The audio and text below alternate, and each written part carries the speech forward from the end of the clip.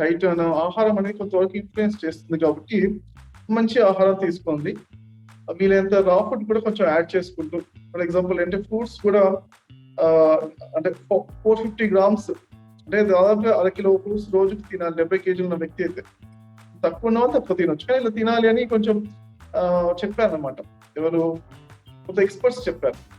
Okay, doctors కొంతమంది చెప్తున్నారు. అలానే ఈ డైట్ విషయంలో కొంచెం పాటిస్తే మనకు హెల్ప్ఫుల్ గా ఉంటుంది. ఇంకోటి అంటే ఆర్గానిక్ వెజిటేబుల్స్ తీసుకున్నా.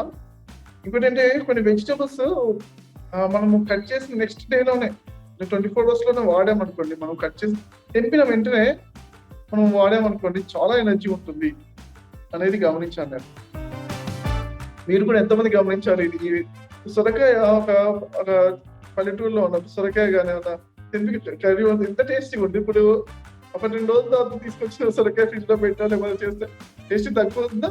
అట్లనే అంటే ఏ వెజిటేబుల్స్ అయినా కానీ మనం వీలైతేనే చేయాలి, లేకపోతే ఏం దాని గురించి ఆలోచించవద్దు. మీకు వీలైతే కంఫర్టబుల్ ఉంటే మనము కొంచెం ఫ్రెష్ గా ఉండేటట్టుగా, వెజిటేబుల్స్ ఫ్రెష్ గా ఉండేటట్టుగా చూసుకుంటే బెస్ట్.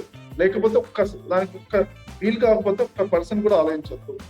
వీలైతే ఆర్గానిక్ కూడా వీలైతే చేయాలి. ఆర్గానిక్ కూడా అఫోర్డబుల్, కొంచెం కాస్ట్లీ ఉన్నాయి ఈ మధ్యలో, కాబట్టి అఫోర్డబుల్ అయితే తీసుకోవాలి, లేకపోతే అస్సలు ఆలోచించవద్దు.